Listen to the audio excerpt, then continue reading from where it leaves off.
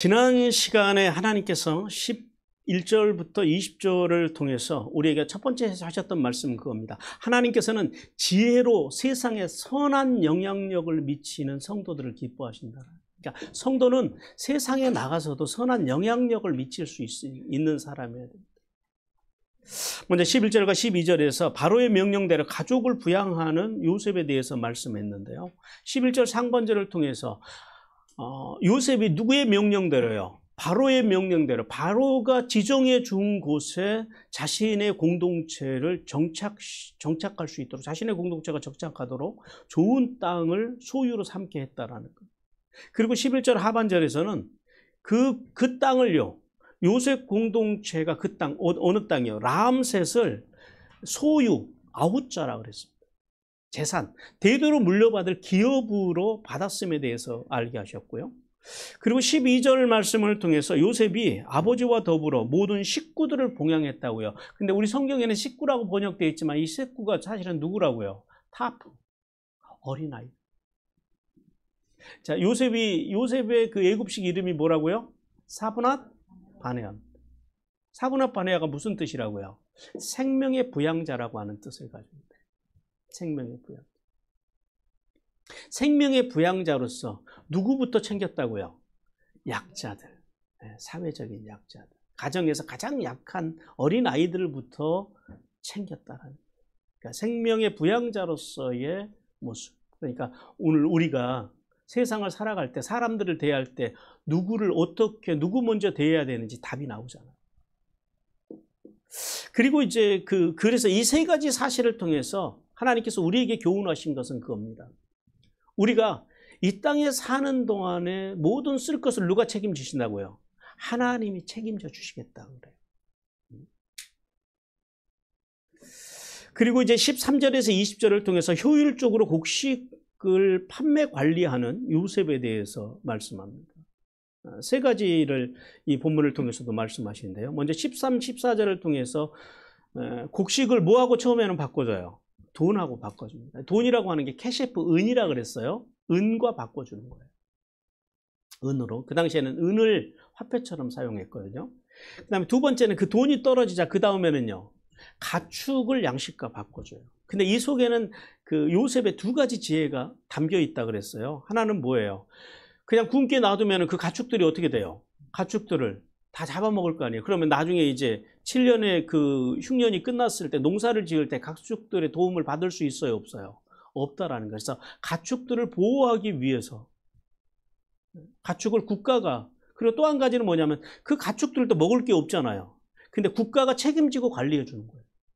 먹을 걸 주는 거죠. 그래서 7년 후를 대비하는 그런 그 요셉의 지혜가 담겨 있고요. 그리고 18절에서 20절을 통해서 가축마저 떨어지자 그 다음에 어떻게 했다고요? 토지를 다 사들였더라. 그래서 토지 개혁을 일으킵니다.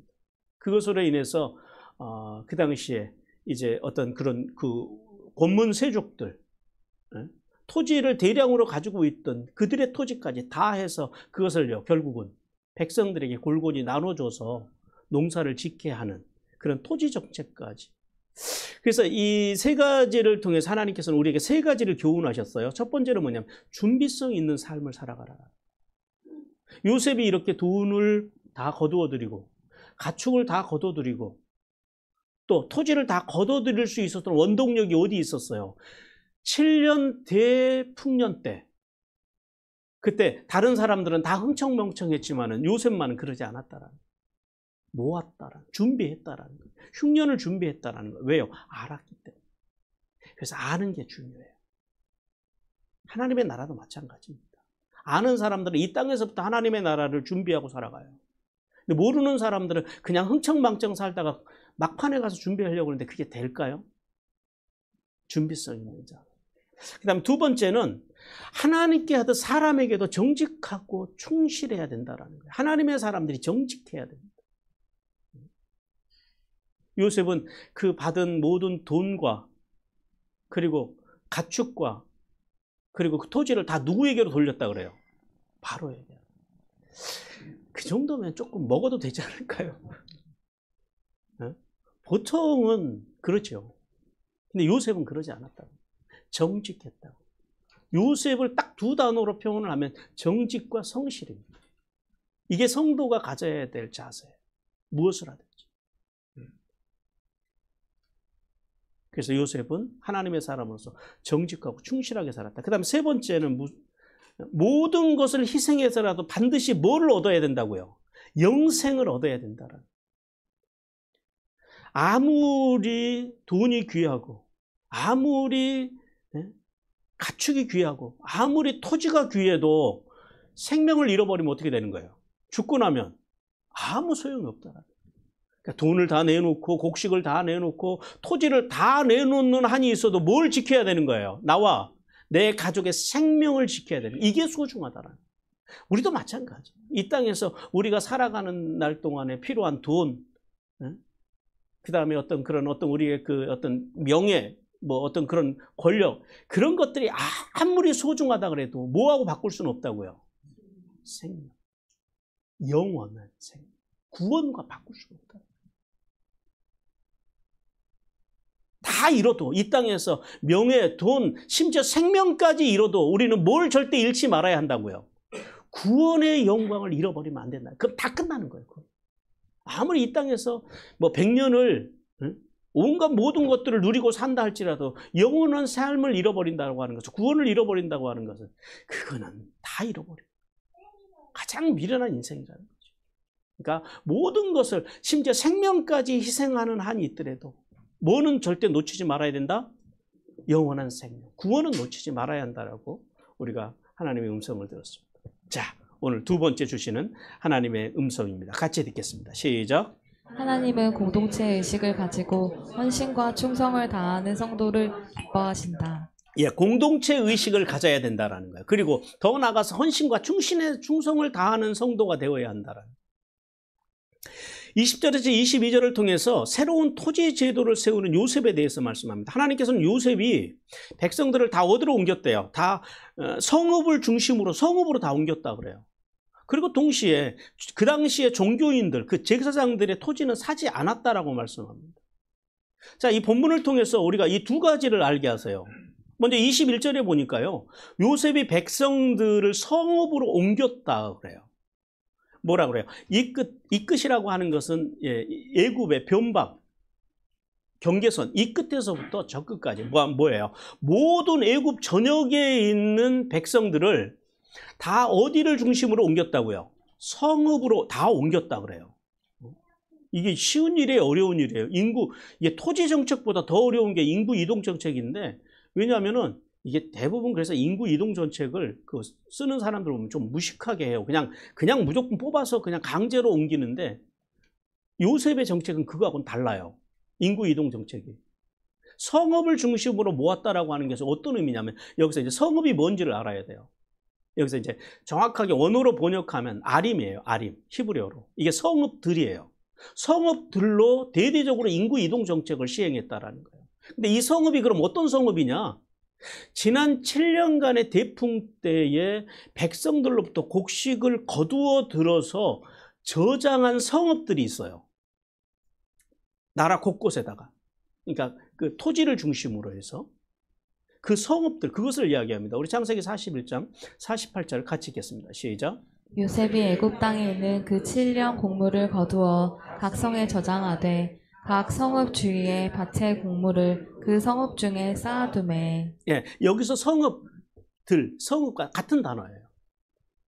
그러니까 지금 요셉이 백성들을 어디로 모았다고요? 곡물이 저장되어 있는 성읍들을 중심으로 백성들을 모으기 시작했다고. 여기에는 크게 두 가지 이유를 찾아볼 수가 있습니다. 하나는 뭐냐면, 식량을 구하기 위해서 저 변방에 있는 사람들은요, 높 땅에 와가지고 식량을 구해가지고, 이제 높이 그 애굽의 수도거든요. 높 땅에 와가지고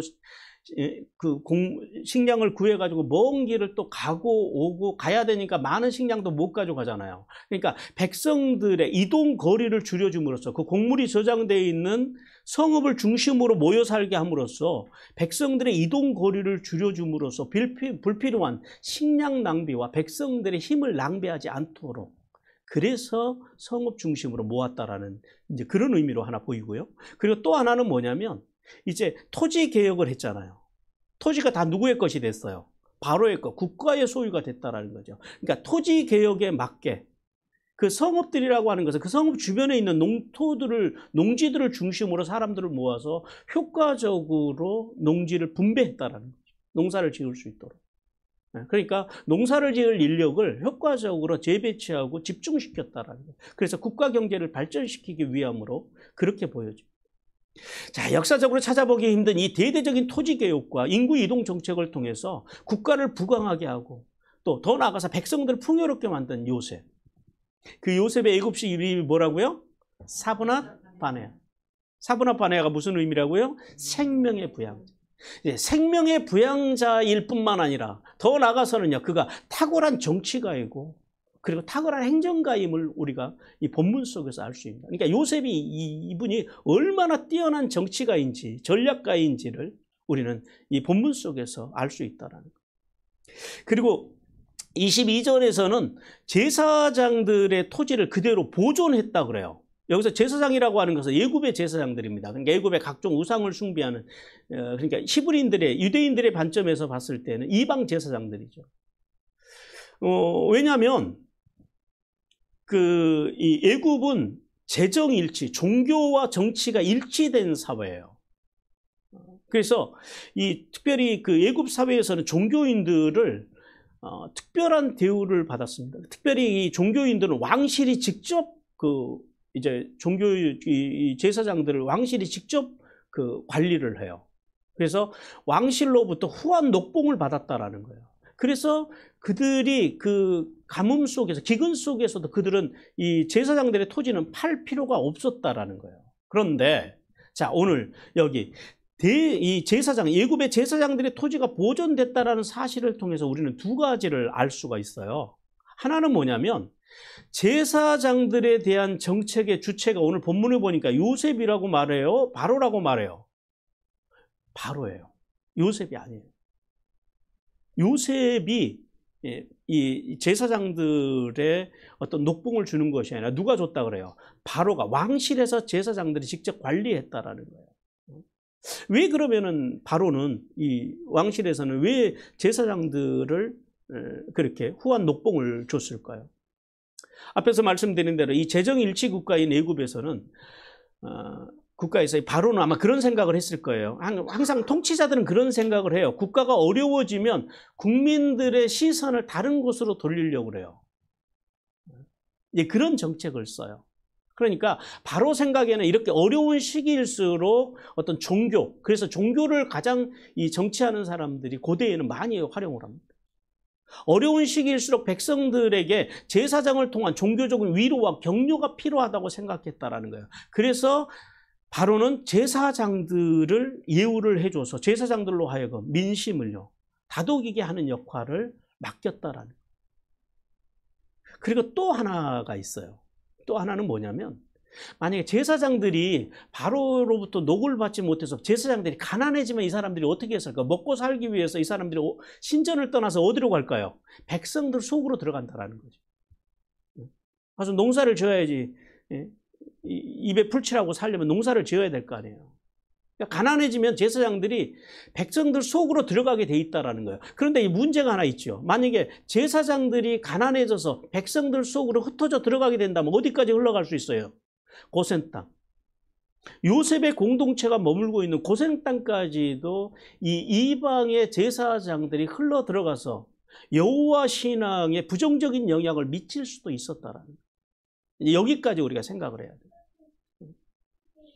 그래서 그런데 바로가 이 제사장들의 토지를 보존해 줌으로 인하여서, 그리고 후한 녹봉을 줌으로 인하여서 하나님의 백성들의 신앙의 순결에 대해서 어떠한 영향도 미치지 못하도록 하나님께서 그렇게 하나님의 백성들을 보호하셨다. 그러니까 이 사실을 통해서도 뭘 느껴요? 우리는 하나님의 손길을 느낍니다. 하나님의 백성들을 보호하기 위해서.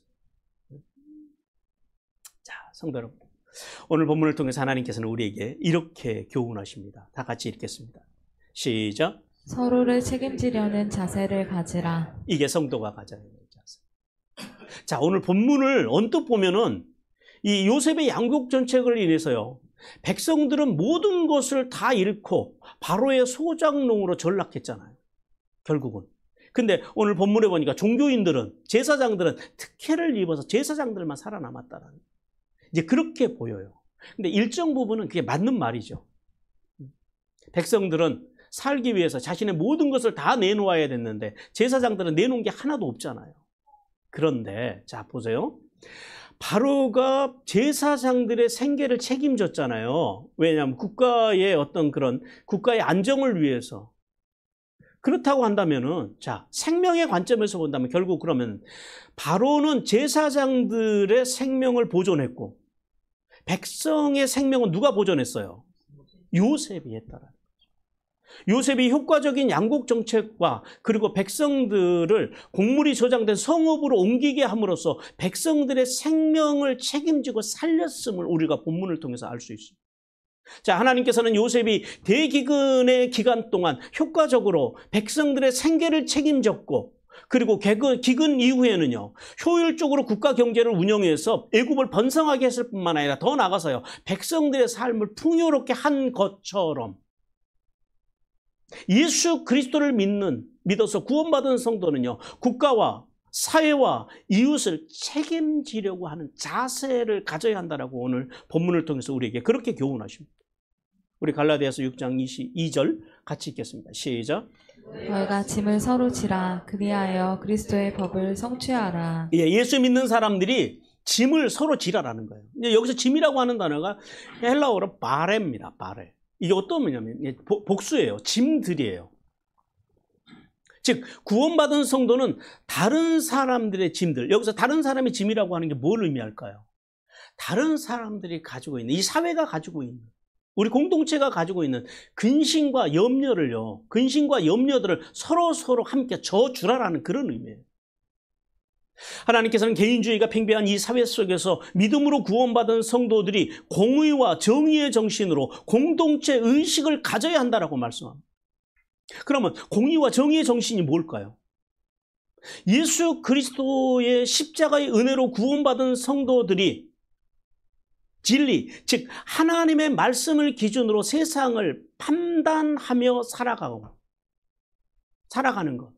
그리고 더 나아가서 예수님께서 십자가에 보여주신 최고의 법인 사랑의 법으로 성령님 안에서 나라와 민족과 공동체를 책임지려고 하는 자세. 그리고 이 공동체를 하나님 안에서 하나 되게 하려고 하는 자세가 바로 공의와 정의의 정신입니다. 우리 야고보서 2장 8절 같이 읽습니다. 시작. 너희가 만일 성경에 기록된 대로 내 이웃 사랑하기를 내 몸과 같이 하라 하신 최고의 법을 지키면 잘하는 것이거니와. 뭐가 최고의 법이라고요? 내 이웃을 내 몸과 같이 사랑하는, 이웃을 책임지려고 하는 자세, 우리가 속해 있는 공동체를 책임지려고 하는 자세, 그 자세가 최고의 법이라는. 따라서 성도는 우리가 분명히 알아야 되는 것은 분열과 파괴는 그건 마귀입니다. 마귀는 헬라어를 번역한 말이에요. 사탄은 히브리어에서 사탄, 말 그대로 그냥 사탄을 음역한 사단이라고 우리가 이제 그렇게 부릅니다만은, 사탄 똑같은 그 히브리어에서 음역한 거고요. 마귀라고 하는 단어는 헬라어를 번역한 거예요. 헬라어로 마귀가 뭐냐면 디아볼로스입니다. 대적하는 자, 분열시키는 자. 우리가 그래서 여기서 그 마귀라고 하는 단어를 통해서 깨달을 수 있는 건 뭐냐면 분열과 파괴는 누구의 것이라고요? 마귀적인 거라는 거예요. 사람들을 나누고 어떤 기준으로, 자기들의 기준, 인간적인 세속의 기준으로 사람들을 나누고 쪼개고 서로 대적하게 만들고, 이거는 마귀적인 거라는 거예요. 성령님은요, 하나 되게 하십니다. 교회의 비밀이 뭐라고요? 함께. 성도들은 삶의 자리에 나가서 하나 되게 하는 일, 이것이 성령님의 역사라는 거예요. 이 사실을 깨닫고 세계와 나라와 공동체를 책임지려고 하는 자세, 그리고 우리가 살아가는 모든 사회를 하나 되게 하려고 하는 자세, 성령님 안에서 하나 되게 하는 일에 온 힘을 쏟는 것, 이것이 성도가 져야 될 짐이라는, 이것이 오늘날 한국 교회가 져야 될 짐이라는. 그러니 교회 다니는 사람들이 사회 나가서 네 편 내 편 나누고 뭐 지역으로 나누고 세대로 나누고 그거는 여러분 마귀적인 것이라는 사실을 분명히 깨달아야 돼요. 그러므로 성도는 자신의 가족과 애굽의 백성들을 책임진 이 생명의 부양자로 살아갔던 요셉처럼 나라와 민족과 내가 속한 공동체와 이웃을 하나 되게 하고 그리고 그 이웃 공동체를 책임지려고 하는 자세, 그 자세를 가지고 생명의 복음을 전하고 이웃 사랑을 실천함으로 하나님의 페이버를 누리는 성도들이 되기를 주님께서 원하십니다. 그리고 23절과 26절을 통해서 조세 제도를 확립한 요셉에 대해서 말씀합니다. 하나님께서는 요셉이 대기근의 마지막 해에 백성들에게 종자를 주면서 추수의 5분의 1을 국가의 세금으로 내고 나머지는 양식을 삼으라고 하는 새로운 조세 제도를 선포했다라고 말씀합니다. 그리고 더 나아가서 이 요셉의 말을 들은 백성들이 대기근에서 자신의 생명을 살려준 요셉의 은혜에 감사하며 그들이 누구에게 충성을 맹세했다고요? 바로에게 평생 충성하겠다고 맹세했다라고 성경은 말씀하십니다. 자, 본문을 통해서 하나님께서는 우리에게 세 가지 사실을 알게 하세요. 네 가지 사실을 알게 하세요. 먼저 23절을 보시기 바랍니다. 23절을 통해서 드디어 뭐가 끝났대요? 대기근이 끝났음에 대해서 알게 하십니다. 요셉은 백성들에게 대기근 동안에 백성들의 몸과 토지를 바로를 위해서 그리고 백성들을 위해서 샀다라고 말씀합니다. 그리고 이제 종자를 줄 테니까 각자 요셉이 지정해준 국가에서 지정해준 토지로 돌아가서 뭘 뿌리래요? 씨를 뿌리라라는 거예요. 자, 이 소식을 들은 애굽의 백성들의 마음이 어땠을까요? 이보다 기쁜 소식은 없죠. 농부가 농사를 못 짓고 7년 동안 놀았다라고 하는 것은요, 그건 대단히 슬픈 일입니다. 그런데 이제 농부들의 입장에서 다시 이제 농사를 지을 수 있다고 하는 것, 이제 추수의 기쁨을 누릴 수 있다고 하는 것은 농부에게 있어서는 최고의 기쁨이었다라는 거죠. 그리고 24절을 통해서는 요셉이 공정하고 너그러운 조세 정책을 시행했다 그래요. 근데 이게 너그럽다라는 말이 선뜻 오세요? 왜냐하면 아니 몇 프로를 세금으로 내래요? 20%, 5분의 1을 내래요. 그러니까 오늘 우리가 생각하면 20%의 그 이자를 쉽게 말하면 붙인 거잖아요. 20%의 세금이 오늘날 우리로 봤을 때는 굉장히 무겁잖아요. 혹독한 세금이거든요. 이게 무슨 사채도 아니고. 그런데 사실은 이 20%가요. 굉장히 공정하고 너그러운 것이었다는 거예요.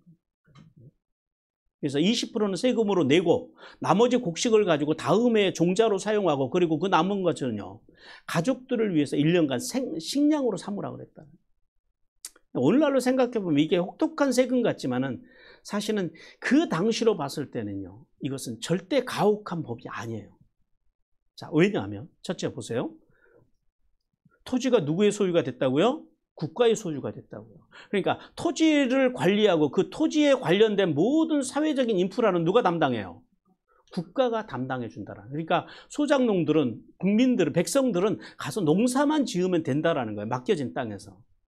그러니까 다른 데 투자할 필요가 없잖아요. 농지에 투자할 필요가 없다라는 거예요. 그리고 두 번째는 20%의 세금이 공정했다라는 거예요. 농사를 지은 사람들한테만 20%의 세금을 먹은 것이 아니라 목축업자나 모든 사람들에게 이게 공평하게 부과된 세금이기 때문에 이게 공정했기 때문에 무겁지 않다라는 거고요. 그리고 이제 세 번째, 이게 중요합니다. 고대의 다른 나라, 그 시대를 살아가던 다른 소작농들에 비해서 이게 굉장히 가벼운 거예요. 왜냐하면 당시에 그 고대 근동 지역이나 우리 이쪽 아시아 쪽도 마찬가지예요. 아시아 쪽도 우리나라도 마찬가지입니다. 세계 문헌들을 뒤져보면은 그 시대에, 그 동시대에, 그리고 그 고대 시대의 그 이 소작농들의 세금을 보면은 평균적으로, 여러분 놀라지 마십시오. 40%에서 60%예요. 소작농들이 내는 세금이. 근데 20%면은 이게 지금 가혹한 거예요? 가벼운 거예요? 가벼워도 엄청 가벼운 거죠. 이게 혁신적으로 가벼운 세금입니다. 참고로 우리나라 조선시대 때 소작농들의 세금이 얼마였는 줄 아십니까? 평균적으로 50%입니다. 우리나라. 근데 이 일제강점기로 오면은 하여튼 이 일본 사람들이 아주 나빠요. 우리나라 토지들을 다 사들여가지고 얘네들이 우리나라 사람들에게 소작물을 얼마를 주냐면 평균적으로 60%에서 70%를 소작을 줬다. 60%, 70%는 지들이 가져가고 3, 40%만. 많은 경우에는요, 어떤 지역에서는 그 당시에 우리 초창기 신문에 보면은 80%까지 파라를 가져가요. 그러니 20%의 세금이 지금 여러분 어때서 이제 이 설명을 쭉 듣고 나니까 가혹한 거예요? 아니면 가벼운 거예요? 예, 그 시대로서는 파격적으로 가벼운 세금입니다. 그리고 이게 더 좋은 게 있어요. 이 요셉이 더 좋은 게 뭐냐면 이게 세금이 정액제가 있고 정률제가 있거든요. 정액제는 뭐예요? 예를 들어서 평균적으로 여기가 100석 나오는 땅이다. 그러면 무조건 20석 내라. 요거하고 그러면은 만약에 흉년이 들어가지고 50석 정도밖에 추수를 못했어요. 이게 정액제예요. 그럼 20석을 분명히 내야 돼요. 근데 요셉은 정률제로 했다고요. 20%. 그러니까 100석이 나오면 20석을, 그 다음에 50석이 나오면 10석만. 그래서 이 요셉의 제도가 백성들의 짐을 가볍게 해주는 혁신적인 조세 제도였다라는 사실입니다. 자, 백성들 입장에서 한번 생각을 해봐요. 이 대기근을 지나가면서 자기들의 목숨이 부지된 것만 해도 감사하네요. 비록 돈도 잃고 가축도 잃고 토지도 다 잃었지만은 그러나 요셉이라고 하는 위대한 지도자 덕분에 백성들은, 예굽의 백성들은요, 다른 나라의 백성들과 달리 비참한 인생은 살지 않았다라. 비교적 안정되게 이 대기근의 시기를 넘길 수 있었다라는 거예요. 그런데 이제 그 대기근이 끝나자 다 잃었다고 생각했는데 요셉이요, 백성들을 불러서 토지를 이전처럼 돌려줘요. 그러면서 거기에서 농사를 지으면서 20%의 세금만 내라고 하는 이 요셉의 정책. 이 요셉의 정책을 들은 애굽의 백성들의 마음은 여러분 어땠을까요? 그들의 마음은 감동으로 넘쳐났기에 충분했다라는 거예요. 그래서 25절을 보십시오. 25절에서 애굽의 백성들이 요셉에게 와서 뭐라 그러냐면 내가 은혜를 입었다. 우리가 요셉에게 은혜를 입었다고 고백하면서 감사했다라고 말씀합니다. 여기서 은혜라고 하는 단어는 히브리어로 헨입니다. 헨. 하난. 영어로 페이버예요. 이 헨이 어떤 은혜라고요? 윗사람이 아랫사람에게 베푸는 은혜가 이 헨이에요. 즉 백성들의 눈에 비친 이 요셉, 그가 비록 형들에 의해서 애굽의 종으로 팔려와서 비참한 인생을 살았지만 그 모질고 파란만장한 고난을 이겨내고 애굽의 총리가 되어서 자신의, 그러니까 요셉 자기의 가족들뿐만 아니라 그리고 애굽의 모든 백성들까지 가슴에 품고 헨의 은혜를 베풀어준 이 위대한 지도자, 그리고 자신들의 구원자로 그들은 인식했다라. 그래서 이 애굽의 백성들이 와서 우리가 요셉에게서 헨의 은혜를 받았다고 그렇게 지금 고백을 하고 있는 거예요. 그래서 애굽의 백성들은 대기근에서 자신들을 살리고 그리고 더 나아가서 종자와 토지를 주고 새로운 조세 제도로 자신들을 살아가게 해준 이 요셉의 은혜에 감사하고 그러면서 그들이 뭘 다짐해요? 바로의 종이 되겠다고 충성의 고백을 하는 것을 오늘 본문 속에서 우리가 알 수 있습니다. 근데 이것을 바라보고 있는 바로는 어땠을까요? 애굽의 왕 바로의 마음은, 애굽의 그 바로의 마음도 좋았다라는 거예요. 왜 그러냐면은 보세요, 사람들이 조그마한 무슨 공만 있고 뭔가 힘이 있으면은요, 그것을 내세우려고 하고 그리고 자신의 영향력을 키우려고 하는 것이 인간의 이게 마음이에요. 그런데 오늘 본문 속에 있는 요셉은요, 철저하게 자신의 마음과 삶은 누구를 중심으로 살아가요? 하나님 중심으로. 그리고 자신에게 돌아오는 공은 누구를 위해서 돌려요? 바로를 위해서. 그러니 바로 입장에서는 세상에 이런 사람이 어딨냐라는 거예요. 백성들의 입장에서도 이런 총리가 없고, 왕의 입장에서도, 바로의 입장에서도 세상에 이런 신하가 어딨냐고요. 그러니 얼마나 애굽이 행복했냐라는 거예요. 한 사람으로 인하여서 애굽이 얼마나 행복했냐. 그리고 마지막 이제 26절을 통해서 이 요셉의 토지법과 조세 제도가 이게 얼마나 제도가 좋았으면 400년이 지난 모세 시대까지도 그대로 시행되었다고 말씀합니다. 모세가 그러잖아요. 오늘까지 이르니라 그럽니다. 뿐만 아니라 그 이집트의 고대 문헌들을 보면은 이런 기록들이 있어요. 왕과 제사장과 전사들만 토지를 소유했다. 이게 요셉의 정책이 계속해서 흘러가고 있다는 걸 보여주고요. 그 다음에 로마의 정치가였던 스트라보라고 하는 그 사람의 기록을 보면은요, 애굽의 농부들은 토지를 소유하지 않고 그것을 빌렸다, 국가로부터 빌렸다라는 거예요. 그러니까 요셉으로부터 시작된 이 토지 정책이 얼마나 장기간 동안 시행됐는지, 요셉이 얼마나 위대한 정책을 만들고 실행을 했는지를 우리가 알 수 있습니다. 성도 여러분, 하나님께서는 이 본문의 말씀을 통해서 우리에게 이렇게 교훈하십니다. 같이 읽겠습니다. 시작. 구원의 은혜를 기억하고 헌신과 충성의 삶을 살라. 자, 애굽의 백성들은 요셉이 자신들을 대기근에서 살려주었음을 알았어요. 그래서 그들은 요셉을 신뢰했다고요. 요셉을 신뢰했을 뿐만 아니라 요셉이 그래서 펼치는 정책들이요, 적극적으로 협조했고, 곡물이 저장되어 있는 성읍 주변으로 모이라고 했을 때도 그들은 누구도 반항하지 않고 거부하지 않고 다 이주했다라는 거. 고향을 떠나서, 자신들의 토지를 떠나서, 집을 떠나서 요셉을 존중하고 요셉의 정책에 적극적으로 협조했다라는 거. 그리고 기근이 끝나자 종자와 땅을 나눠주면서 수입의 20%만 세금으로 내라고 했을 때도 그러더니요, 불평과 원망을 못했죠. 안 하죠. 할 수가 없죠. 왜냐하면 자기들도 다 알잖아요. 지금까지 그 고관 대작들의 소장농을 하면서 세금을 40%에서 60%만 내고 살았는데, 모든 땅이 국가 소유가 되면서 20%만 내라고 하니까 백성들 입장에서는 이게 얼마나 좋은 일이냐고. 그래서 그들은 요셉에게 감사하고 바로에게 충성을 다짐했다 그래요. 왜냐하면 애굽 사람들이요, 애굽의 백성들이 요셉이 자신들에게 베풀어진 은혜가 무엇인지 분명히 알았다라는, 이게 중요한 거예요. 우리가 여기서 이걸 배워야 돼요. 대기근으로 인해서 죽을 수밖에 없는 자신과 자신의 가족의 생명을 누가 구원해 줬다고요? 요셉이 구원해 줬다. 그러니 그들이 마음으로 요셉을 신뢰하고 마음으로 요셉을 따랐다라는 거예요. 마찬가지로. 자, 보세요. 하나님께서는 예수 그리스도의 십자가의 은혜를 입어서 구원받은 성도는 애굽의 백성들처럼 하나님의 은혜에, 십자가의 은혜에 보답하려는 자세를 가져야 한다라고 오늘 우리에게 말씀하십니다.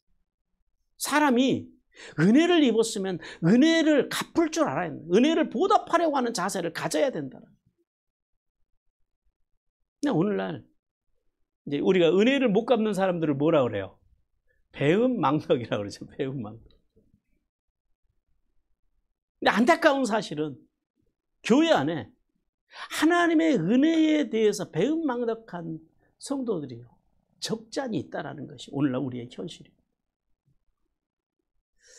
십자가의 은혜를 입고 구원과 영생의 복을 받았으면서도 하나님의 나라와 그리스도의 몸인 교회를 위해서 헌신과 봉사의 삶에는 관심이 없고, 오직 자신들의 어떤 교회를 오는 것도 어떤 영적인 만족, 자신의 유익만을 쫓아 사는 사람이 많은 것이 오늘날 우리의 현실입니다. 하나님께서는 구원받은 성도가 세 가지 과정을 통해서 봉사와 헌신의 삶을 살아야 한다고 말씀합니다. 우리 에베소서 4장 12절 같이 읽겠습니다. 시작. 이는 성도를 온전케 하며 봉사의 일을 하게 하며 그리스도의 몸을 세우려 하심이라. 오늘 본문을 직역을 하면 이렇게 돼요. 성도를 온전하게 함으로써예요. 온전하게 하여, 이걸 직역을 하면 온전하게 함으로써. 그리고 봉사의 일을 하게 하고예요. 봉사의 일을 해야 된다라는 거예요. 하면 좋고 안 하면 좋다라는 것이 아니라 온전하게 해서 성도들을 봉사의 일을 하게 해야 된다라는 거예요. 왜냐하면 결국 그리스도의 몸을 세우기 위함이다 그래요. 자, 하나님께서는 성도를 온전하게 하는 것이 먼저라고 그래요. 그러니까 교회는, 목사는 성도들을 온전하게 하는 게 이게 먼저예요. 제가 종종 말씀드리지만은 목사와 성도와의 관계는 말씀의 관계여야 됩니다.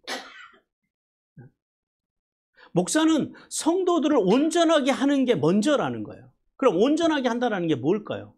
이 사전적인 의미가 뭐냐면 제 위치에 있도록 훈련하는 게 이게 온전함이에요. 그러니까 온전하게 한다는 게 뭐 사람을 완전하게 하는 것이 아니라 성도가 자기의 위치에 있도록 만들어주는 것, 훈련시켜주는 것, 자기 위치를 잡도록 훈련시켜주는 게 이게 목사가, 교회가 해야 될 일이야. 자, 그러면은 제 위치가 뭐예요? 뭐가 제 위치예요? 성도의 제 위치라고 하는 게 뭘 의미할까요? 제 위치라고 하는 것은 복음을 선포하고 전달할 수 있는 수준까지 자라게 하기 위해서 말씀과 예배와 기도의 자리에 성도들을 서게 하는 것. 이게 성도들의 제 위치라고. 말씀의 자리를 사모하고 예배의 자리를 사모하고 그리고요, 기도의 자리를 사모하며 살아가는 성도들을 세워내는 것. 이것이 교회의 사명이라는 거예요. 이것이 목사의 사명이라는 거예요. 이것이 성도의 제 위치라는 거예요. 자, 그러면 여러분은 제 위치에 서 계십니까? 2025년도에 우리가 도전받아야 돼요. 나는 말씀의 자리, 예배의 자리, 기도의 자리를 사모하며 살아가냐고요. 이게 성도의 제 위치. 여기에 성도들을 세워야 된다라는 거예요. 자, 다음으로 이렇게 제 위치를 잡은 성도들을 그 다음에 뭘 해야 된다고요? 섬기는 일, 즉 봉사와 헌신의 삶을 살게 해야 된다는. 봉사와 헌신의 삶은 선택이 아니라 필수라는 겁니다. 제 위치를 잡은 성도들이 봉사와 헌신의 삶을 살게 해야 된다는. 왜냐하면 이렇게 왜 성도들을 봉사와 헌신의 삶을 살게 해야 되냐면 그 목적이 분명해요. 오늘 세 번째로 뭘 이야기해요? 에베소서에서 그리스도의 몸인 교회를 세우려 하는 거예요. 세우려 하기 때문에 그래요. 그리스도의 몸인 교회를 세우기 위해서 성도들의 봉사와 헌신이 있어야 된다는 거예요. 자, 그리스도의 몸인 교회를 세우라라는 말씀은 성숙한 교회, 즉 말씀과 예배와 기도로 훈련된 성도들의 봉사를 통해서, 섬김을 통해서, 헌신을 통해서 만들어지는 거예요. 그래서 교회는 구원의 역사를 책임질 교회, 즉 어떤 교회를 우리가 세워나가야 돼요? 봉사와 헌신을 통해서 어떤 교회를 세워야 한다고요? 돕고, 세우고, 살리는 교회를 세우는. 이것이 오늘 우리가 여기 있는 이유라는 사실을 깨달아야 돼요. 이것이 성도들이 해야 될 일이라는 거예요. 그러므로 교회는 성도 한 사람 한 사람의 성숙이 중요하다는 사실을 알아야 돼요. 왜냐하면 아무리 교회가 좋은 제도를 가지고 있고 아무리 크고 훌륭한 예배당을 가지고 있고 아무리 많은 성도들이 모이고 또 많은 직분자들이 세워졌다 할지라도 그 안에 말씀과 말씀의 정신으로 성숙해져서 헌신과 봉사의 삶을 살려고 하는 그런 성도들이 없다면 이 앞에서 말씀드린 그 모든 조건들이요, 그것은 무용지물에 불과하다라는 사실 때문에 이걸 우리가 깨달아야 돼요. 그러므로 교회는 성숙한 성도, 즉 받은 구원의 은혜에 감격하고 여기서부터 출발하는 거예요. 내가 하나님의 십자가의 은혜로 구원받았다는 사실에 대한 감격에서부터 신앙은 출발한다고. 감격하고 더 나가서 그 은혜에 대해서 감사하는 마음으로 주님의 몸인 교회를 세워서 뭘 통해서요? 헌신과 봉사를 통해서 주님의 몸인 교회를 세워서 교회로 하여금 뭘 책임져야 된다고요? 교회가 하나님의 구원의 역사, 하나님의 나라, 생명, 구속사, 그리고 우리가 속해 있는 나라, 우리의 사회, 우리 공동체를 책임지는 그런 교회를 만들어내야 된다는. 따라서 성도는 자신들을 구원해준 요셉의 해내 은혜를 기억하고 소득의 5분의 2의 세금을 바치라는 요구에도, 그리고 성을 옮기라고 하는 거주지를 옮기라고 하는 그런 요구에도 불구하고 기꺼이 감사함으로 요셉의 정책을 따랐던, 감사함으로 따랐던 애굽 백성들처럼 우리의 죄를 위해서 십자가에서 물과 피를 쏟아주신 예수 그리스도의 구원의 은혜에 대해서 감사할 줄 아는 성도들이 되시기를 주님께서 원하십니다. 그리고 더 나아가서 책임지려고 하는 자세. 내가 속해 있는 공동체뿐만 아니라 특별히 주님의 몸인 교회를 책임지려고 하는 자세로 헌신과 봉사의 삶을 살아가고, 그 다음에 우리가 성도가 사회에 나가서 사회를 책임질 수 있는 가장 좋은 방법이 뭘까요? 세상에 우리의 입술과 우리의 삶을 통해서 예수 그리스도의 복음을 전해주는 것. 그래서 그들이 주님께로 돌아오게 하는 것. 이것이 성도가, 교회가 세상을 책임질 수 있는 가장 좋은 방법이라는 사실을 깨닫는 은혜가 있기를 주님께서 원하십니다. 그러므로 성도는 예수님의 십자가로 흘리신 구원의 은혜를 잊지 말고 하나님의 말씀을 따라 하나님께서 우리에게 주신 물질과 시간과 재능 등으로 헌신과 충성을 다하는 삶으로, 그리고 우리가 또 삶의 자리에 나가서 사회에 나가서 우리가 대한민국의 국민으로서, 서울의 시민으로서 우리가 속해 있는 그 어떤 마을이든지 작은 공동체의 일원으로서 그 공동체를 책임지려고 하는 자세, 그런 자세로 하나님의 페이버를 누리는 복된 성도들이 되기를 주님께서 원하십니다. 사랑하는 성도 여러분, 성도가 사회와 직장과 교회 안에서 성도는요 결코 외딴 서머나 독불 장군이 돼서는 안 돼요. 절대 우리는 혼자 살 수 없는 동물입니다. 우리는 인간은 사회적인 존재라는 사실을 깨달아야 돼. 그래서 우리는 더 나아가서 국가와 사회와 직장과 교회를 책임지려고 하는 자세를 가지고 살아야 돼. 내가 소속해 있는 곳에서 외딴 섬처럼 이방인처럼 살아가는 것이 아니라 서로 책임지려고 하는 자세를 가져야 한다라고 주님께서 말씀하시고, 또한 성도는 공동체 속에서 자신의 권리를, 내 권리를 주장하기 전에 뭐가 먼저 있어야 된다고요? 헌신과 봉사의 삶이 먼저라는 사실을 깨닫는 은혜가 임하시기를 주님께서 원하십니다. 하나님께서는 요셉과 같이 자신의 속한 공동체를 책임지려고 하는 자세, 어떻게든지 부유하고 잘되게 하고 어떻게든지 돕고 세우고 살리려고 하는 자세가 오늘 우리의 자세여야 한다라고 주님께서 말씀합니다. 그리고 자신들의 생명을 구원해 준, 그리고 더 나아가서 자신들을 살아가게 해준, 풍성하게 살아가게 해주려고 애쓰는 요셉의 은혜에 대해서 감사하는 그 애굽의 백성들과 같은 자세로 나를 구원해 주신 하나님의 은혜, 그 십자가의 은혜에 감사하고, 그리고 주님의 몸인 교회를 책임지려고 하는 자세로 헌신과 봉사의 삶을 살아감으로 하늘에 있으며 땅에 기름진 복을 받는 복된 성도들이 되시기를 주님께서 간절히 원하십니다.